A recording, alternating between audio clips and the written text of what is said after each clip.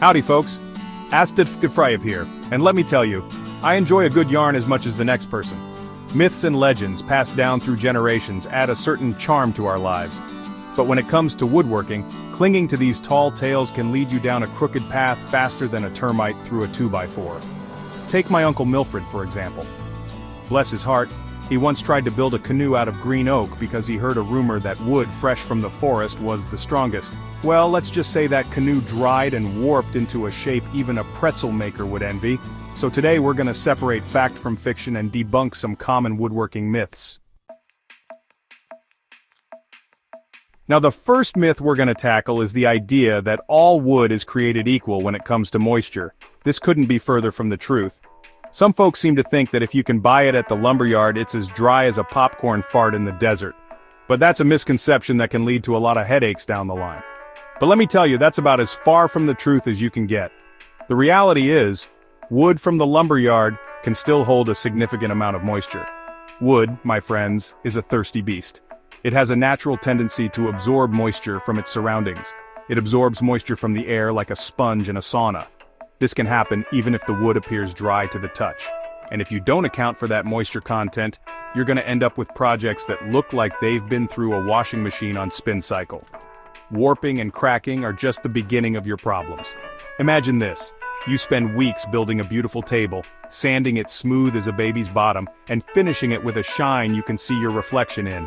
It's a labor of love. But then, as the seasons change and the humidity fluctuates, your masterpiece starts to warp and crack. All that hard work seemingly for nothing. The joints loosen, the drawers stick, and your once proud creation starts to resemble a piece of driftwood. It's a heartbreaking sight for any woodworker.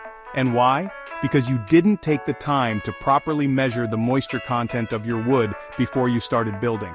This simple step can save you a lot of trouble. See, wood expands and contracts as its moisture content changes. This is a natural process that can be managed with the right preparation. And if you build something with wood that's too wet, it's going to shrink and move as it dries, causing all sorts of problems. This can lead to structural issues in your projects. So, how do you avoid this woodworking tragedy? Well, the first step is to invest in a good moisture meter.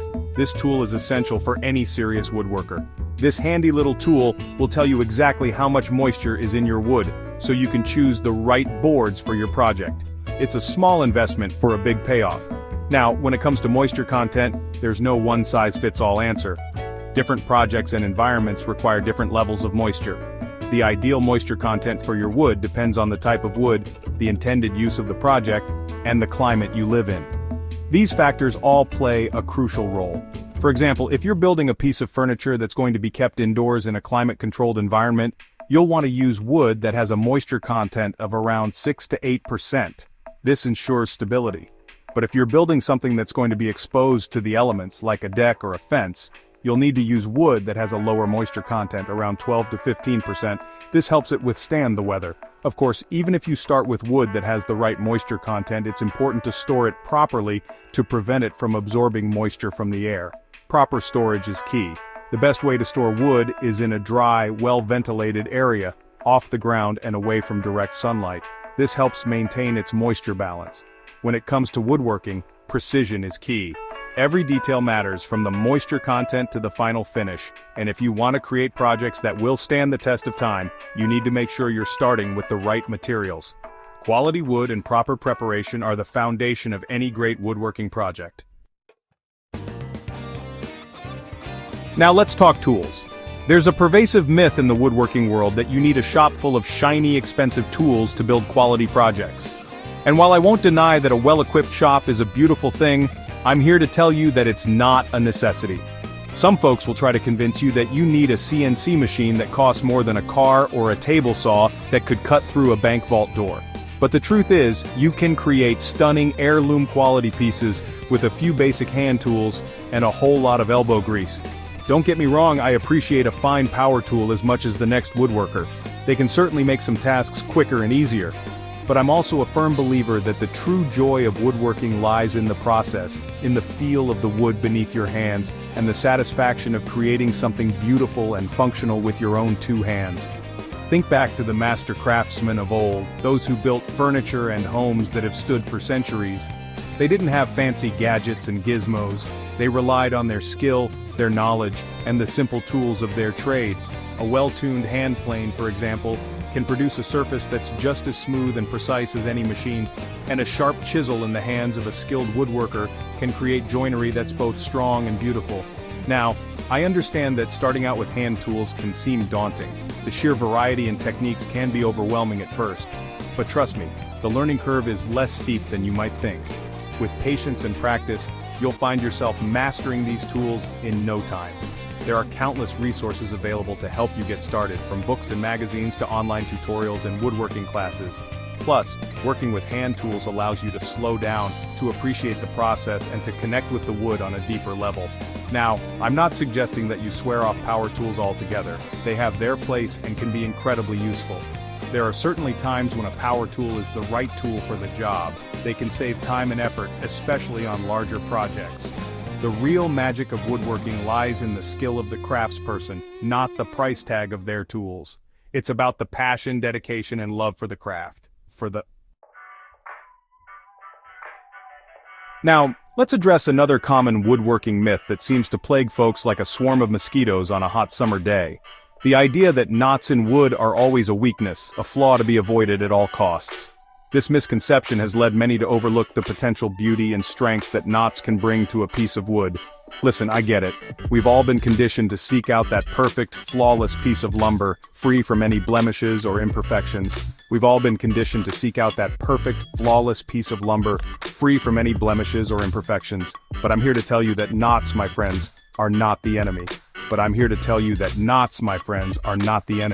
In fact, they can be a source of both strength and beauty in your woodworking projects.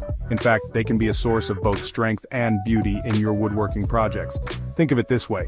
A knot is nothing more than a place where a branch once grew from the tree. And just like our own muscles get stronger from use, the wood around a knot is often denser and stronger due to the stress the branch placed on the tree as it grew. This added density can actually enhance the durability of your woodworking projects. Now, I'm not saying that all knots are created equal. A large, loose knot in the wrong spot can indeed weaken a piece of wood. But smaller, tight knots can actually enhance the strength and stability of a board. And let's not forget about the aesthetic appeal of knots. They add character and visual interest to a piece, giving it a unique and natural beauty that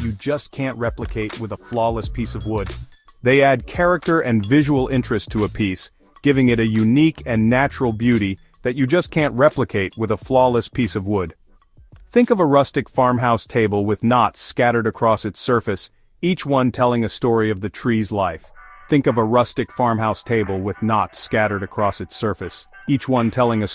the tree's life.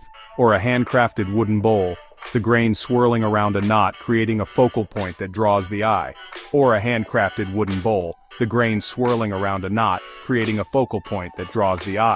Now, working with knots does require a bit of finesse. You need to be mindful of their location and how they might affect the structural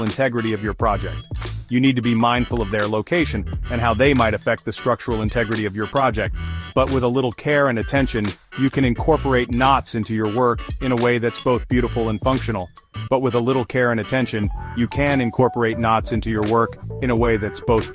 functional. One trick is to use a technique called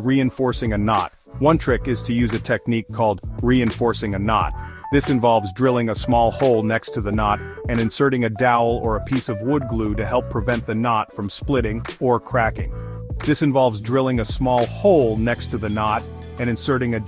piece of wood glue to help prevent the knot from splitting or cracking. The next time you're at the lumberyard, don't shy away from boards